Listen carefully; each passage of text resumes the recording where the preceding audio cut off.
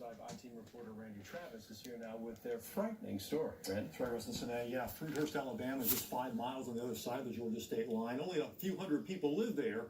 Many, though, have the same concern. Could there be dangerous levels of chemicals in their well water, making some very sick? For people like Megan Holdbrooks, the days are now filled with life-changing choices. Even how to make that first cup of coffee. I should have stock in bottled water because, man, without it, I don't know what we'd do. Megan and her family live near Fruithurst, Alabama, their country-style home tucked away along a quiet dirt road, too far to reach the city water line. So for years, all their water came from this well. It's where all their worries come from, too. The fear is cancer, and so my children and myself and my husband, it's a big deal. It sure is. Hello, Miss Gilbert. But chances are few others would have cared about Fruithurst if this elementary school principal with no background in science had not decided to ask why an alarming number of children in her community were being diagnosed with cancer.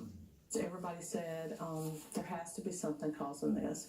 Someone needs to do something. One of those boys, Will Allred, attended Fruithurst Elementary.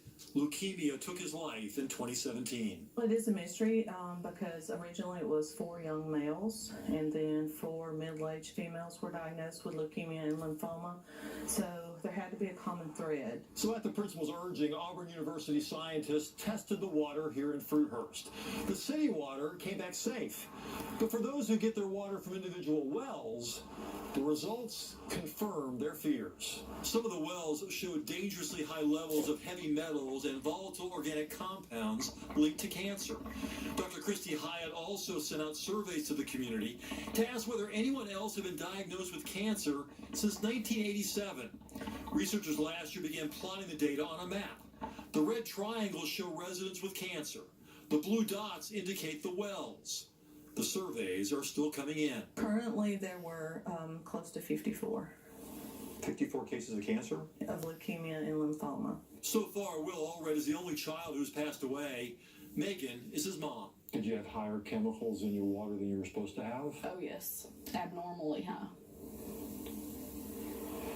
To the point where it's like, it didn't get there by accident. So how did those chemicals get there? There is no confirmed culprit. Many could be naturally occurring, except for bis-2-ethylhexylphthalate, a volatile organic compound that can be a byproduct of rubber production.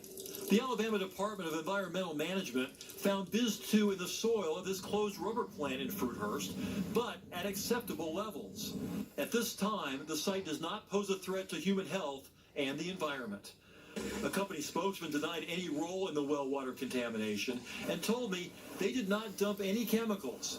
He also pointed out the state has taken no action. Auburn scientists plan to test the groundwater near the site later this year. But the science is not clear. Experts with the Alabama Department of Public Health tell the Fox 5 I-Team the number of cancer cases here is actually in the expected range. In fact, one scientist says he would have no problem drinking the well water. Auburn researchers disagree and urge individual residents to get their well water tested. So there's different types of cancers. Meanwhile, Dr. Hyatt helped secure grant money to help those still drinking well water. $55,000 to get 28 residents hooked up to the city system.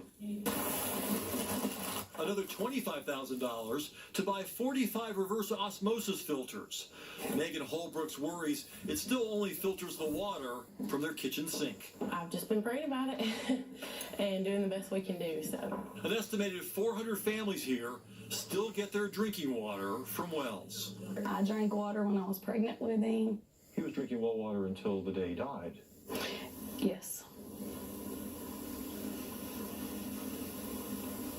He was. I ask myself what I could have done different quite often. We can only act on the information we have in front of us at the time. Correct. And that is why I will do everything I can to keep it from happening to another family. Well, adding to the confusion for residents there, the researchers even differ on how to interpret CDC estimates on typical cancer cases or cancer rates in Cleveland County. Auburn scientists say the entire county is expected to have only one childhood leukemia diagnosis in a 5-year period. Well, they've had 4 in about 3 years.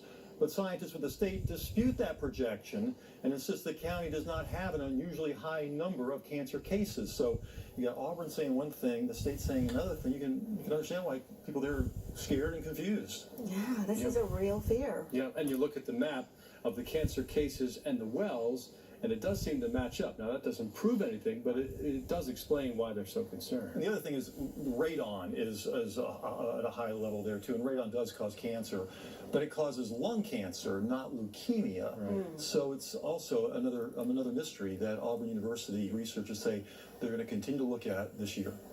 All right, well, we know you'll keep us posted as they get new results. Thanks, Randy. Thanks, Randy.